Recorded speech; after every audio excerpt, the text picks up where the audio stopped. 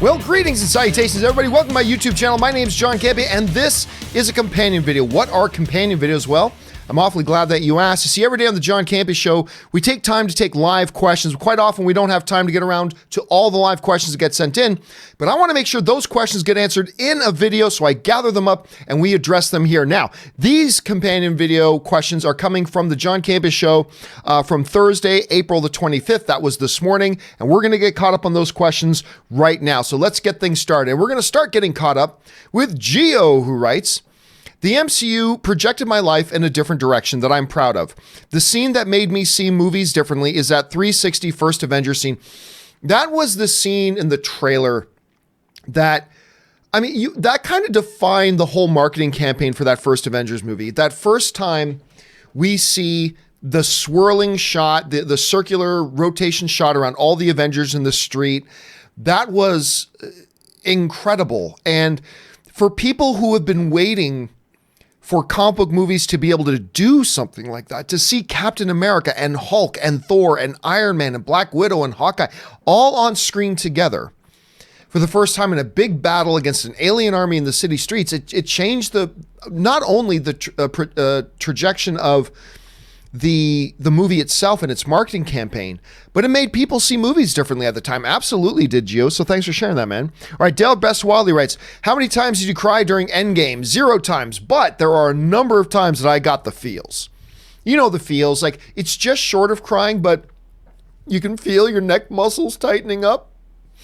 And so I've only flat out cried 4, 5, 6 times in movies in my life, but I'm telling you, there are a number of choke-up moments in this for sure. And there will be cry time. Both times I've seen this movie, there were tears from other people. I didn't quite get there, but that's because it doesn't normally happen to me. But lots of, tightening up of the neck. And lots of those, man. Lots of those.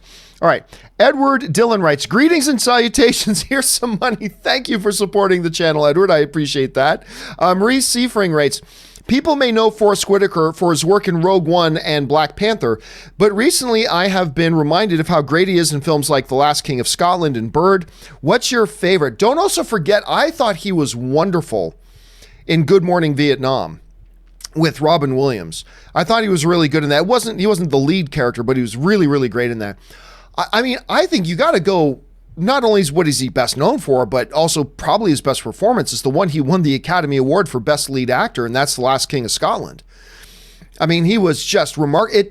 Everybody knew who Forrest Whitaker was, but that's the film that made him kind of a household name in Hollywood circles, was that movie and that performance. It was a career-defining performance. And he's great in everything he's in, but I think it was The Last King of Scotland for sure. And there's a reason he won an Academy Award for that. And I think it's going to be that one. But I'm glad you're getting to know more about the career of Forrest Whitaker. That's awesome, Marie. All right, next up. Stubble McShave writes, "Over under 25%. Night King wins in Winterfell and heroes flee." Yeah, I'm sticking with my theory. I'm going to go under 25% on that. I'm sticking with my theory that the living win the Battle of Winterfell. And then the last couple of episodes, because this whole show has been, yes, the White Walkers were coming, but the show has been about the Iron Throne. And for them not to end this show and not spend the last couple of episodes just on the political intrigue and interpersonal drama surrounding the Iron Throne, I think would be a wasted opportunity. So I think the White Walkers story comes to an end in the next episode or two, and then the final couple of episodes are done with that. So I'm going to take under 25% of that. I could be dead wrong. I have no insider information. I'm just guessing. Marie Seifring writes, "Seeing Endgame tonight, so excited." You know what? And depending on what time zone you're in, Marie, you could be watching it at this very moment that I'm recording this, and I hope you're having a great time. Abraxas616 writes, "Endgame left me emotionally drained. Cry time." So much emotion in the film. There are a couple of the movie starts with a great moment of emotion. I won't say what it is. It ends with great moments of emotion. There are moments of emotion throughout the film. Great excitement, great thing. Again, the first 2 acts for me have some really high and some problematic areas, but a couple of those highs are really good emotional moments in the first 2 acts, and they do that very well, and there's a lot of people that's going to be an awful lot of cry time, Abrax. All right. Murray Reich writes, "Awesome double overtime Caps Canes Game 7 last night. NHL playoffs are great. They are. It is the greatest sport in the world. Hockey is the greatest sport in the world.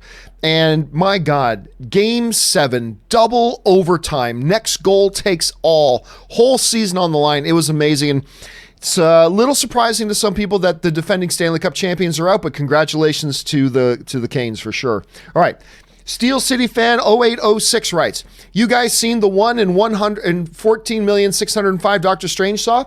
Well, I can't say whether we saw the one or whether we saw another one. You're going to have to wait and see the movie for yourself. Pardon me. Alan Valley writes, what do you think of the reimagined Enterprise bridge on Star Trek Discovery? I think it has the old cat smell with a modern design. I liked it. I liked it a lot. Then again, I like everything about Star Trek Discovery except time crystals. Like, that to me is such a ridiculous little plot device. Time crystals. What are you going to get Mom for her birthday? Time crystals. I hated the whole notion of time crystals. But besides that, I love just about everything else. And yeah, I really dug the reimagined Bridge of the Enterprise too. I hope they do a spin-off show with Captain Pike in the Enterprise. Murray Reich writes, for all those who spoil Endgame, for all those who spoil Endgame should be locked in a room and be subjected to watching Howard the Duck, Battlefield Earth, Catwoman, and The Room, hashtag whatever it takes. I know, there's a special layer of hell. First world problems. But there's a special layer of hell for those people that spoiled that movie. They're just absolute freaking losers. Anyway, Dude Man writes, loved Endgame so much, didn't want it to end. It's so satisfying and pays off. I'm so happy the Russos pulled it off. And that last hour, I came in my pants, just in my pants. Yeah, the last hour, I've been going on about it. Like, you may feel differently because all film is subjective, but to me, that hour of Endgame is, I've said it multiple times, and I'm going to go see it for a third time tonight, and I still firmly believe it is the single greatest hour in comic book movie history. There's never been an hour in any comic book movie that's ever matched it. And it's crazy. And yeah, I was very happy. I left very satisfied. Phoenix Rising writes, hey John, I found a new Batman book being released in November called Damned. Are you picking it up? Probably not. At least not in the next year or two. I've got a lot to get like, I basically stopped reading around New 52. And I haven't picked up anything in Rebirth or anything like that. So I got a bunch of stuff I'm going to have to read before I ever get to any of the new stuff. So that is something, once I have some more free time on my hands, that I will get back around to. All right. Go Robot writes, those who watched Endgame via leaked online are those who have no plans in seeing it in theaters anyway, and it's their loss seeing it with crappy quality.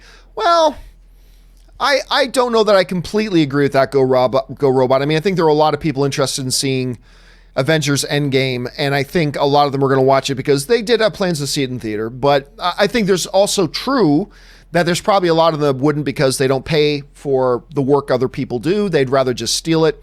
And it's unfortunate that happens. And you're right, it is their loss watching in crappy quality. AG Systems 120 writes, Bojo updated Endgame theater count up to 4,662, 188 more than Infinity War. Would that make up for the longer runtime? In my opinion, 300 million is a real possibility. Okay, here's the thing. It all comes down to math. I think 300 million is possible, however unlikely. Here's why. Okay, so roughly speaking, Infinity War made $250 million, right? On its opening weekend. You're asking Endgame to make as much as Infinity War did and 50 million more. Okay, let's do some math here. Let me just bring up a calculator. Okay. Calculator. Okay. Let's look at it like this. Follow with me here, okay? Let's bring in a calculator here. Okay. So, roughly, we had 4,500 screens for Infinity War, right?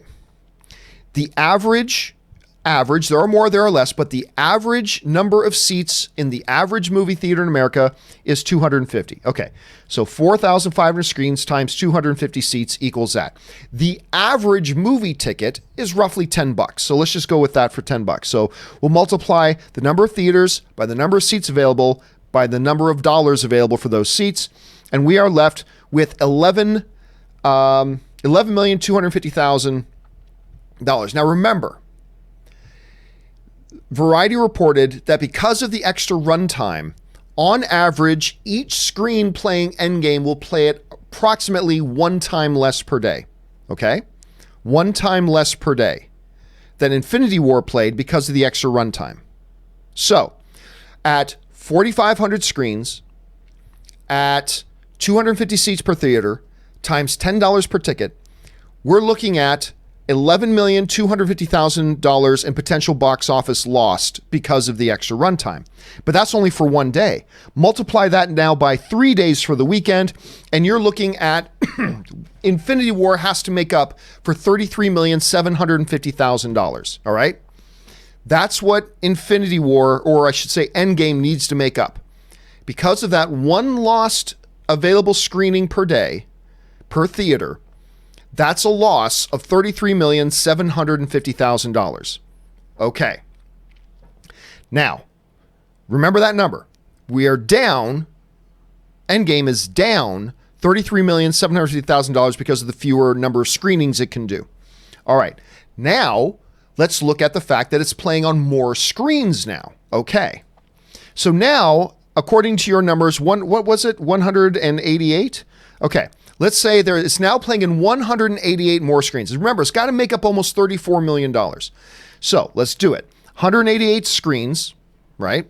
That's 188 screens, multiplied by 250 seats, multiplied by on average, 6 screenings per day. All right? Multiply by 6 screenings a day. Multiply that by $10 for the average cost of a movie ticket. You're at $2,820,000. Now multiply that by the 3-day weekend, and those extra 188 theaters have the potential, if every single one of those extra 188 theaters completely sells out, 6 screenings per day for the 3-day weekend, then you're looking at an additional $8.4 million. However, the deficit was a potential $34 million deficit, and it's only making up with these extra screens $8.4 million. That still leaves, roughly speaking, Endgame about $26 million short because of the fewer screenings that Variety and Hollywood Reporter was talking about. So, do the 188 extra screens make up the deficit for the on average one less screening per day? No. But there are other factors that could make up that 24 million. That extra 24 million we're still short. The other factors are, Infinity War had a lot of screens running 24/7 during its opening weekend. But maybe you have more screens running 24/7, right? For Endgame. Maybe Endgame has more screens running 24/7 than you had running for Infinity War. Maybe Infinity War had 99% seating capacity opening weekend. Maybe Endgame runs 100% seating capacity. The bottom line is, I do believe there is room there with other factors, more 24-hour screenings, blah, blah, blah, blah. I do believe there's enough there in other factors that can make up that remaining $24 million deficit and exceed it. See, that's why I've been saying for a while now that I believe that Endgame will beat the opening weekend record, because I believe there's enough extra factors to make up that extra missing 24 million after you've counted in the extra 188 screens. So I do believe it will make that up and exceed it. I think you're going to have the new opening weekend box office record. But then you still got another 50 million to go. Even if you do that, you've got another 50 million to go to get to 300 million. Is there enough extra factors to not only make up for that deficit of 24 million and break the record, but then an additional 50 million to go ahead and hit that $300 million mark? That I'm dubious about. Not impossible, not impossible. There is a possibility you could do it, but I think it's unlikely. So we'll find out. We'll find out soon enough. Anyway, it's an interesting discussion. Look, bottom line is it's going to make a hell of a lot of money. Maybe it's going to make almost the record. Maybe it'll blow by the record. Maybe it'll hit 300. Either way, in any of those scenarios, Endgame is going to make a hell of a lot of money. All right, we move on now to Donnie Yasu, who writes, do I have a time stone, or do I have a time stone I can borrow? I can't wait for tonight to see Endgame. Just a few more short hours, Donnie. Just a few more short hours. And guys, don't forget to join us for our live open spoiler discussion about Avengers Endgame, Avengers Endgame on Sunday, this Sunday, at 12 p.m. Pacific Standard Time. Me, Robert, and I think Anne's going to join us for a bit of it too. Talking all Avengers Endgame, all open discussion. Make sure you guys join us for that. Go Robot writes, which has the most goosebumps moments? Infinity War or Endgame? Not going to answer that. Sorry, not going to answer that. Because any answer I give to that, people will try to interpret as a spoiler, and I got to be really, really careful about that. So I am not going to answer that myself. Brian Rogers writes, hey Jay, for my dissertation on Captain Marvel, is CinemaScore the best? Let me give you a little bit of a hard time, Brian. You're writing a dissertation and you're writing da best? Anyway, just giving you a hard time. Anyway, for my dissertation on Captain Marvel, is CinemaScore the best rating system for true critics / audience? Thoughts if they like a movie? Not IMDb, because people can bullshit their thoughts and say it's bad. Well, no, it's not about, anybody can say a movie's bad if they think it's bad. That's fine.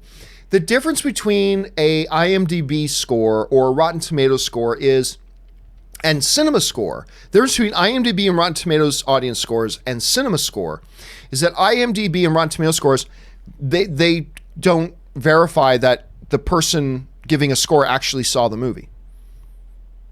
Anybody who didn't see a movie can just jump on and give a score.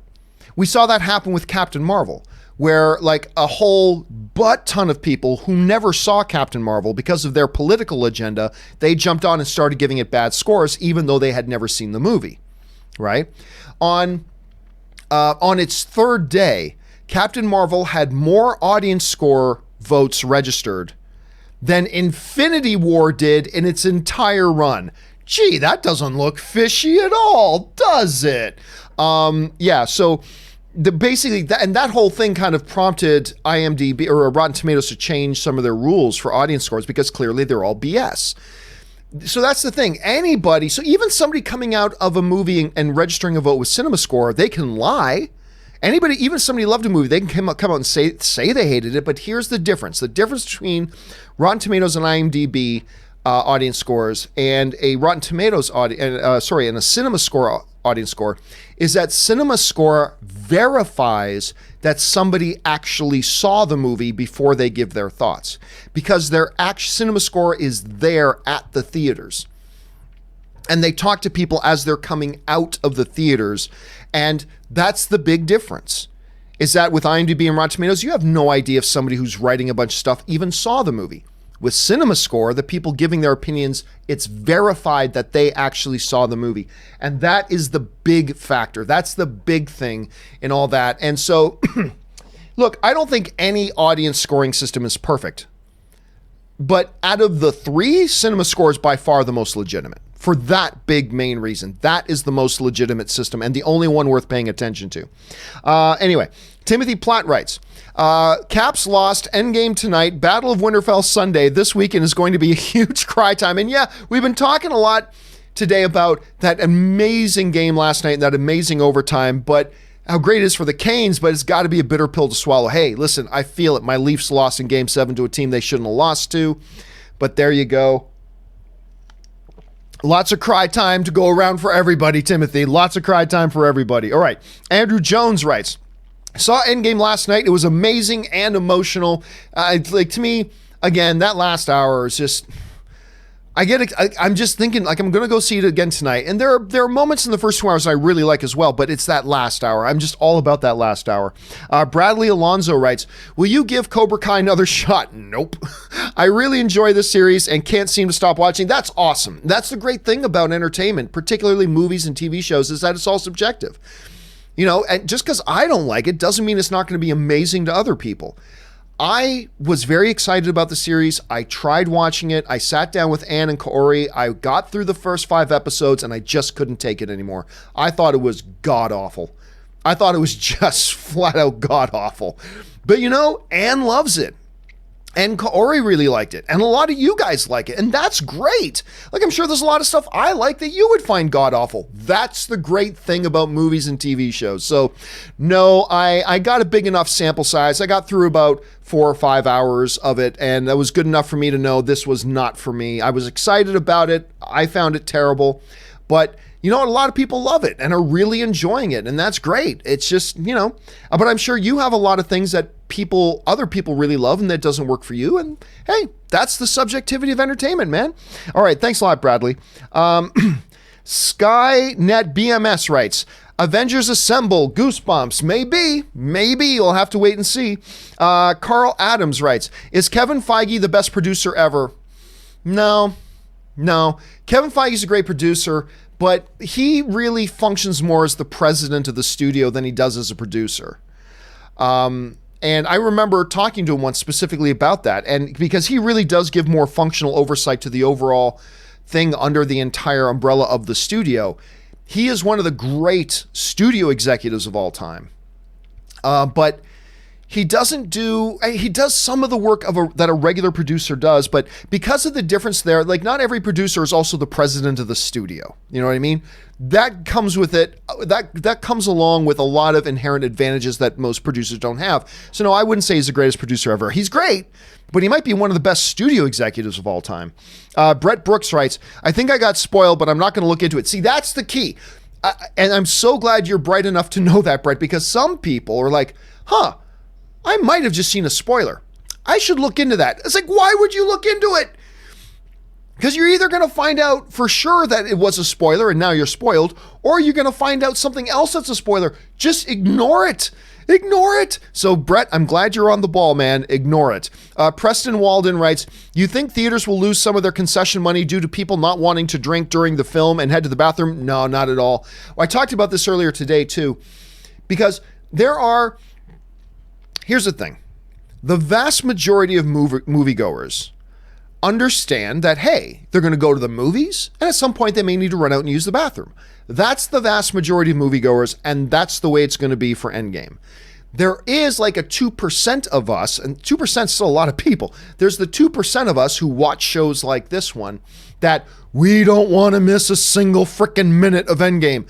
So that'll affect us, but for everybody else, nah. Listen, this is going to be not just a record-setting weekend at the box office. This is going to be a record-setting weekend for movie theaters and their concession sales. I 100,000% guarantee that.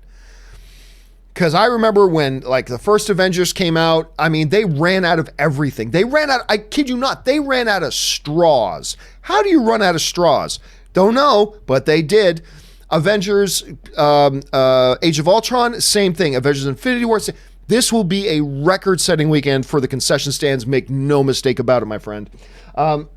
Matthew Williams writes, they had to rehire Gunn since he exec-produced Endgame? No, because one of the things you'll see in the credits is James Gunn is listed as one of the executive producers. He, Stan Lee, and Jon Favreau are listed as executive producers. But that doesn't really mean anything because, remember, they also listed, for Ant-Man, they listed Edgar Wright as an executive producer.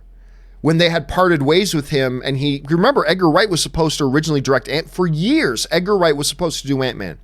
And then they very famously had a parting of the ways and he wasn't working with them anymore. He is still all over the credits for Endgame, though. He's still listed as a producer. He's still listed for a story by. He's listed on a lot of different things, but that doesn't mean they had to hire him back to do something else. James Gunn was an executive producer on Endgame, but whether they hired him back or not, he was there. So no, that had nothing to do with why he got hired back at all. Robert Perez writes, Hulk is my favorite character. Why? Because Hulk's strongest there is. Roar. F all those who spoil the movie. What's up, Ashley? Hey, John and Rob. And I'm sure I'll pass it to Ron Robert. Yeah, I love Hulk in these movies. And I've always been a little bit let down by the way they've managed Hulk, honestly, since the first Avengers movie. I mean, Everybody came out of the first Avengers movie going, oh my God, it's the Hulk we've always wanted. And we've never got him back since. And so that was one of the things I was really looking forward to going into Endgame. Do they correct that going into Endgame? I'm not going to say. Ryan Fennelly writes, remember when Boyega said he had meetings with Feige about joining the MCU? Over under 40% that Boyega will come into the MCU due to all the new Fox characters. Well, remember, Feige's already kind of made it clear that none of those new Fox characters are going to hit screen for years. Maybe 4 or 5 years. So no. Listen, I think a lot of actors meet about potential roles, but only 1 out of every 10 of those meetings turn into something. So I'm not going to say 0. I'm not even going to say 10%, but I'll take under 40% because why would you book in something now that's 5 years down the line? And when he did say that, that was a couple of years ago. So you're talking about something that's, and by the way, Kevin Feige wasn't, why would Kevin Feige be talking to John Boyega about Fox characters when he had no idea that 3 years from now, we're going to get the Fox characters back? He never knew. And even if he did know, it would have been illegal for him, literally illegal for him to be having meetings about it at that point. It would have undermined the whole thing. So I'm going to take under 40% on that. Jose Garcia writes, ugh, cat owners. I know, I am not a cat guy. I am a dog guy. Do not like cats. Do not like cats, even Flurkins. Now, Ivan Katzaroff writes, I'm seeing Endgame today at Dolby Cinema. Nice. By the words of the great Robert Meyer Burnett, I'm getting Ghibli. You know where that came from, Ghibli? It was when we started talking about the first images or the first video that we saw of Will Smith as the genie. I said, I don't know, man. Something feels off. It kind of feels Ghibli. And that's where it all came from. And we've kind of been using the words ever since. I don't know why we have, but we just kind of have. Casanova Frankenstein, one of the greatest villains in movie history, Jeffrey Rush. Casanova Frankenstein writes, Episode 9 being our very last chance ever, over under 10%, JJ will give us a flashback scene with visual effects with Luke, Han, and Leia. I'm going to go under 10% on that. Look, movies aren't there to serve characters. Movies aren't there to serve scenes. Characters and scenes are there to serve movies. If that fits and is an important part of the story they need to tell, then he'll do it. But I don't think they'll just force something in there to do that. Pardon the pun with the word forced. I don't think they'll just shoehorn something like that in. I don't think JJ would do that. It would jar the movie. It would feel out of place. So I'm going to go under 10% on that. It'd be very cool if it was important to the movie and they do it. I'll be really thrilled. But at the same time, I want JJ to make the movie come first. Don't shoehorn something in that doesn't belong there. So I'll go under 10% on that for now. But who knows? Fingers crossed. Christopher Manson writes, John, Rob, I love you guys. I got Endgame tickets for 11:15 p.m. Dolby, 3 a.m. Dolby, 8 a.m. Dolby. Should I go for a fourth time at noon tomorrow? Nah. Honestly, nah. That's plenty. Go home, get some sleep, because you're just going to get sick at this point. Not worth it. You can watch it 1,000 other times later. That's plenty. My honest opinion is, nope, call it a day at that.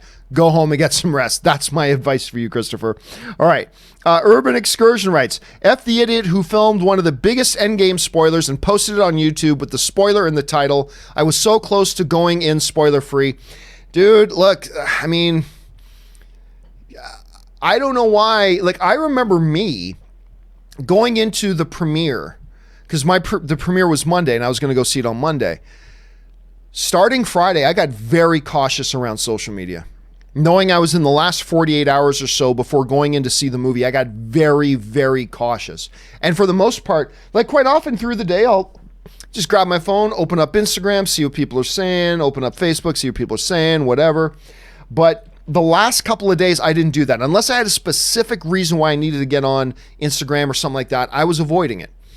And especially now when we're in the last 24 hours, gotta be a little bit careful, but still, dude, that sucks that some idiot did that. And I don't know why YouTube permits that. I don't know why YouTube permits it. It's kind of inexcusable. But man, I'm sorry you had that experience. But don't worry, man. You're still going to enjoy this movie. You are still going to enjoy this movie. Ardrey writes, Endgame, 8 p.m. I'm totally ready to go. I never get drinks at movies, so I won't miss a second. So excited. Much Ghibli. Yeah, me, I'm kind of different. I love having my drink. It's just part of my movie-going ritual. And I go to hundreds of movies a year, but it's part of my ritual. have a little bit of popcorn. Even though I only eat about 1/3 of the bag, I still got to get a bag of popcorn. Doesn't matter. Even though I'm only going to have a couple of handfuls, I got to have it. And get a soft drink. I just got to have it. And I didn't do it for the premiere, and I didn't do it for the press screening, but I'm going to be doing it tonight because it's just part of my movie-going ritual, man. I got to do it. But for you, it's not a big issue, so that's awesome. All right. Key and Dev Reactions writes, greetings, seeing Endgame tonight, cannot wait. Love Thanos in Infinity War, such a well-written character. Since you have seen it, is he still badass like in Infinity War? Again, Key, I ain't gonna answer that. I'm not going to say anything that gives any insight or thought into what is in Endgame. It would be a spoiler for you. It could be a spoiler for other people. And I just can't do that. I hope you can appreciate why. But I'm excited, and I agree with you. Thanos is such a well-written character, a multi-layered, multi-dimensional character who, again, the most vicious, evil bad guys are the ones who see themselves as the good guy. The ones who think they're the hero. Those are the scariest villains of all. And Thanos certainly falls under that category. Now, as far as how much or to what degree or how is he portrayed in Endgame, that I obviously cannot answer. So, but don't worry, man. It opens in theaters tonight. You're going to find out. TJ Thomas writes, should I watch Endgame at AMC IMAX or Dolby Cinema? Well, you guys know my thoughts on this. I love IMAX. I do. But to me, Dolby Cinema at AMC Prime is simply the best movie-going experience there is in the world. I love it. The best picture, the dual laser projection system, greatest dynamic range, the deepest blacks, the brightest whites, the richest colors, with that Dolby Atmos sound system as well. Don't get me wrong. That's a no-win, that's a no-lose proposition, I'd say, whether you got to go into an IMAX theater or a Dolby Cinema at AMC Prime. It's a no-lose situation. They're both great. But I'll take Dolby every day of the week. Every day of the week, I'll take the Dolby Theater, but that's just me. Matsiv Jada writes, Money Perry is Matthew after being cast in Friends. Yeah, so today we were talking about the new James Bond thing, and I have no idea what I was thinking. But instead of saying Money Penny, which I know who Money Penny is, I guess I said Money Perry. I don't know why I said Money Perry. And then the guys corrected me. I'm like, guys, they were saying, John, it's Money Penny, Money Penny. I was like, what did I say? They said Money Perry. I said Money Perry? I have no idea what I was thinking, but that's what happens when you're talking and taking 50 questions and doing it. Anyway, yeah, that's what happens sometimes, I guess. All right, Ryan Lohner writes, remember the Austin Powers trailer that tricked us into thinking it was for Phantom Menace? Yes, when people still cared about it, epic trolling. That was great. And there were a couple of, it wasn't other movies though. I saw a couple of other commercials that kind of spoofed on the idea of Avengers Endgame. And I thought that was clever. That was clever. Again, I don't know why more like male, adult diaper companies didn't take advantage of this and really market it around the fact that it's a 3-hour movie. You don't want to go to the bathroom, blah, blah, blah. They should have taken advantage of that. I'm surprised more people do it, but that was hilarious, Ryan. I thought that was great when it came out. And I loved Austin Powers too. Josu Lopez writes, my favorite character in the MCU is Cap, and me too, he's mine as well. And I was wondering if they made Cap as badass at Endgame like he was in Winter Soldier, Civil War, and Infinity War. Can't wait to see the movie. Again, Josu, I cannot answer that question. I just can't answer it.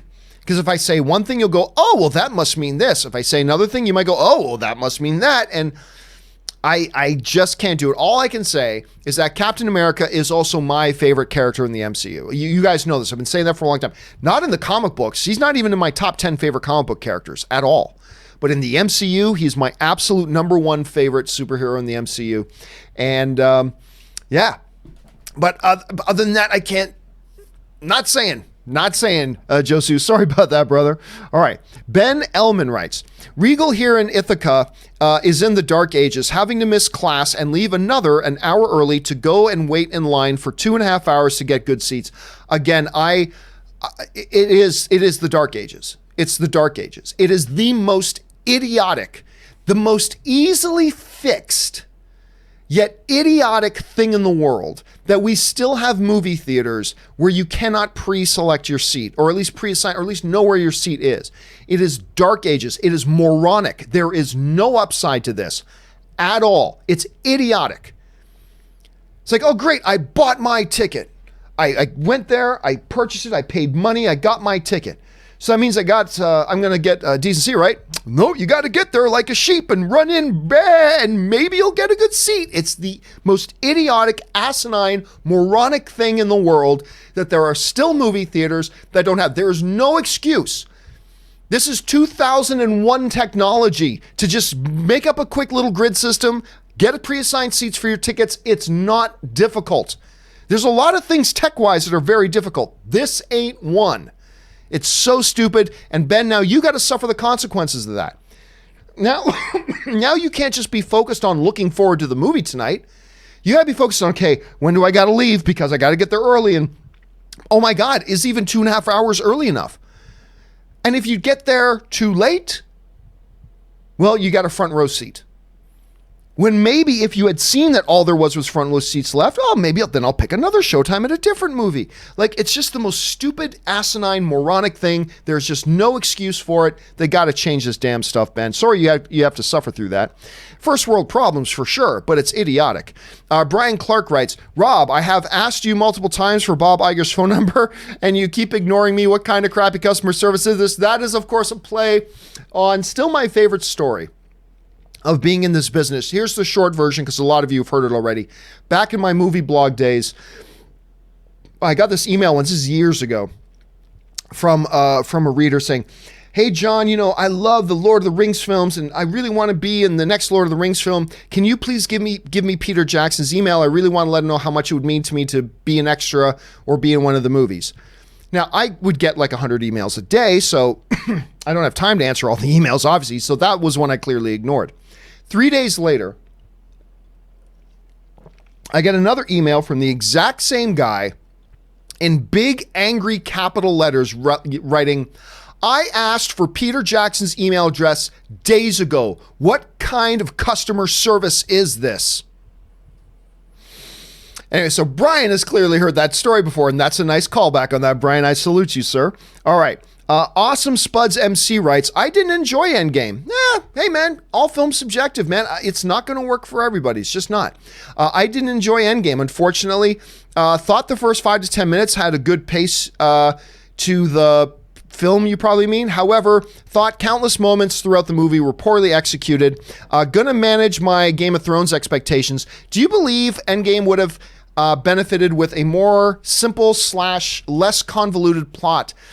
You're putting me in a difficult spot here, Austin, because I can't really comment on that too much without going into, I can't intelligently answer that. Not that I intelligently answer anything, but I can't intelligently answer that without getting into some specifics as examples, and I can't do that clearly. I'll say this. If I go to Rotten Tomatoes right now, let me bring up Rotten Tomatoes if I can find it here. Where's Rotten Tomatoes? Rotten Tomatoes is right here. Okay, hold on a second. Avengers Endgame, Rotten Tomatoes. Okay, so Rotten Tomatoes right now, Endgame has a 96%. Now that's high, but that means like there's at least minimum 10 negative reviews. And even the positive reviews, they aren't all super glowingly positive, but there's at least a bunch of them, and some high profile ones, like Globe and Mail gave it a negative review. Slant Magazine gave it a negative review. CinemaScore gave it a negative review. The Tribune gave it a negative review. The Washington gave it a negative review. Look, you're not alone. No movie is for everybody. No movie's for everybody. So you have nothing to feel bad for, nor nothing to apologize for, nor anything to explain if you watched Avengers Endgame and it didn't work for you. No big deal. I'm sure there's a lot of big popular movies that you love, like everybody else. And I'm sure there's some movies that are big and popular that you don't. I have those too. It's just the way it is. I mean, not everyone is going to love this movie. Just like not everyone is going to love Return of the Jedi. Not everyone is going to love The Dark Knight. Not everyone is going to love The Godfather. That's the subjectivity of film, my friend. That's the subjectivity of film. Now, as far as, again, going into the stuff. Simple, less convoluted plot. Again, I can't go into that because I can't really discuss the film per se, other than to say that, you've all heard me say that to me, the first two acts of the film have some really great moments. It does, but also some problematic areas as well. And I'll say that my problematic areas may feed into some of the things that you're talking about, Awesome Spuds. But that's as specific as I can get. I can't really say anymore, but hey man, didn't work for you. Don't sweat it. Just look forward to the next movie. All right. Steve from PA writes, here's my money. You, Rob, Ash, and Greg are great. Oh, thanks so much, Steve. Thank you for supporting the channel, man. And thank you for supporting the content that you enjoy. I appreciate that greatly, man. All right. Stubble McShave writes, your math was partly wrong. It should be two. Oh, yeah. You know why? Because I punched in the wrong number on this one thing. And it was like, I was getting that chart together from the John Campea Show earlier today, like literally about 3 minutes before the show started. And I put in a wrong number. So generally, I still think the chart gave you the general idea of what we were dealing with. But yes, the final result was still the main thing. The final result was still the same. So that was the important thing. But I appreciate you pointing that out, Stubble. All right. Ross Pitt Shark Hunter writes, I still don't understand why so many people are saying you were negative on Endgame. Oh, because some people are idiots. That's just that simple. You seem to focus far more on the positive in your review. Gives us a funny joke at least. Yeah. So what it was I said, okay, I got out of Endgame, and I said, well, I put up two posts, but one on Twitter, one on Instagram. They basically said the same thing using different terminology. In the Twitter one, this is the one that everybody seems to be hooking on the most. I said, the first two acts of Endgame are kind of mediocre in the sense that it's equal part pros and equal part cons, and then the last hour is an absolute magnificent geeky wet dream. That's what I said. So I said, hey, the first two parts, kind of down the middle, mediocre. And then I had people write to me, John, you need to use a different word because mediocre means awful. And I've said, no, you need to buy a dictionary and get an education because that's not what mediocre means, as a matter of fact. I actually use the word very correctly. But some people chose, it's like, oh, here's a guy saying something that it's not perfect. And it went around that John Campea was giving Endgame a negative review. I'm like,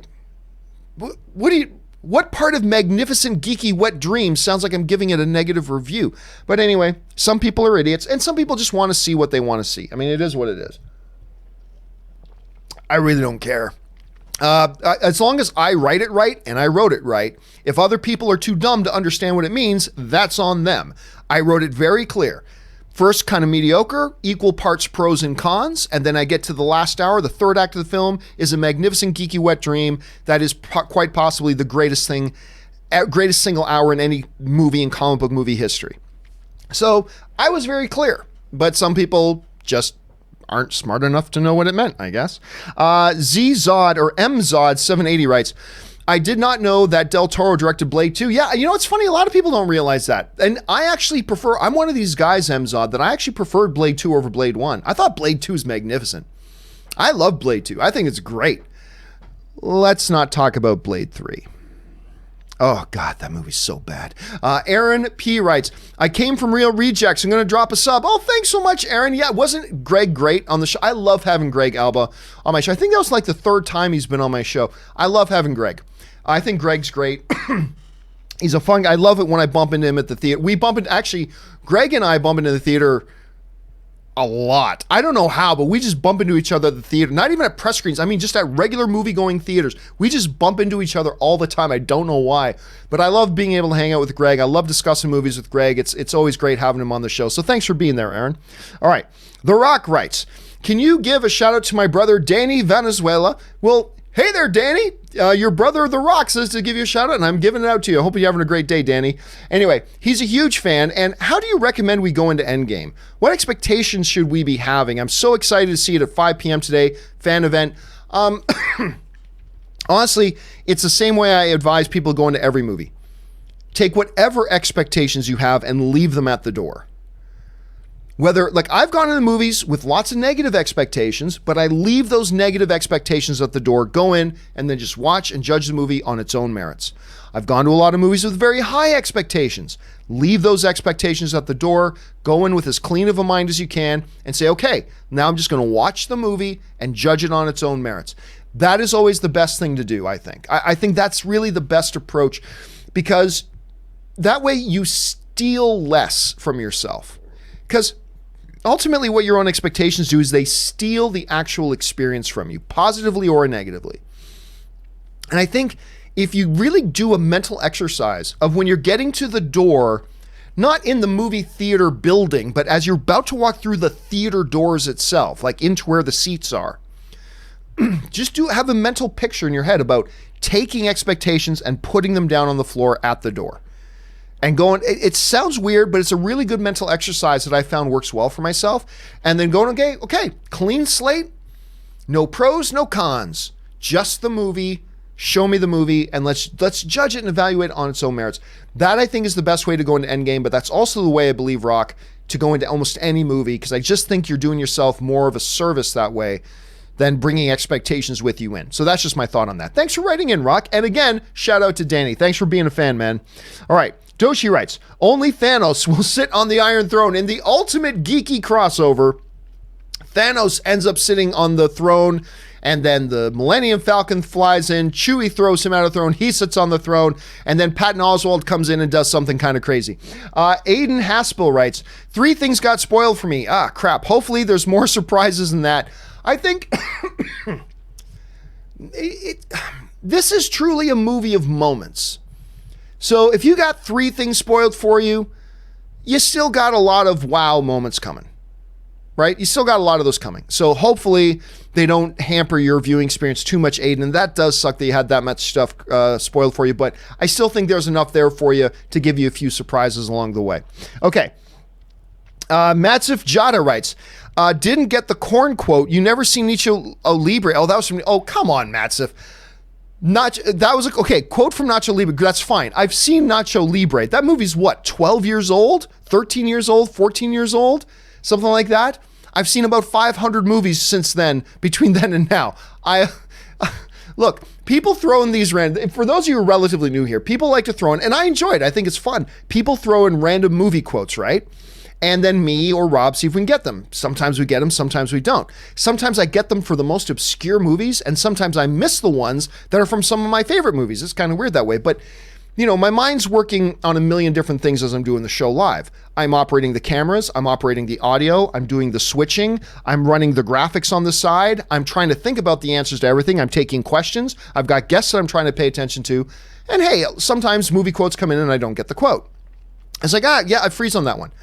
That doesn't mean I never saw the movie. I cannot believe, when did that movie come out? Like 2004, 2005, 2006, something like that? And you throw in a random quote from that movie and go, oh, you never saw Nacho? It's like, of course I saw Nacho Libre. Not one of Jack Black's best, to be honest with you, but of course I saw Nacho Libre. But that movie is like 14 years old, 13 years old, whatever. And you just pick just because I didn't get the quote doesn't mean I didn't see the movie. So just be clear about that, Matsiv. All right. MZod780 writes, don't forget Detective Pikachu opens May 12th. Oh, we talked about that at length today. I right now think there's a good chance that Detective Pikachu knocks Avengers Endgame out of the number 1 spot. I think if Detective Pikachu makes about $70 million or more, it's going to be the number 1 film that weekend. So let's keep our eyes open for that. And the final question today, until we're all caught up, comes to us from Jiri Menian, who writes, watched Endgame last night. Simply amazing movie. Dude, I'm so glad you had such a good time at that. It's always wonderful when we get to go into the movies. And what else do we love more than movies? And you had a good time. That's the only thing that matters. And I'm glad you had that good time, man. I'm getting ready myself to head off and see it for a 3rd time tonight. I'm really looking forward. Going to go see it here in Burbank at the AMC. Very excited about that. And guys, that will do it for today's installment of the companion videos. We're now all caught up on the questions we were behind on earlier today. Don't forget, the John Campea Show is back on again tomorrow morning at 9 a.m. Come on back. Let me know what you thought of Endgame. Just remember, keep your spoilers to yourself until Sunday at 12. This Sunday, 12 p.m., me, Robert, and open Avengers Endgame spoiler discussion. Make sure you come on by and watch that. As long as you've seen Endgame by then, do not spoil Endgame. Thanos still demands our silence. Guys, thanks so much for being here. My name is John Campea, and until next time, bye-bye.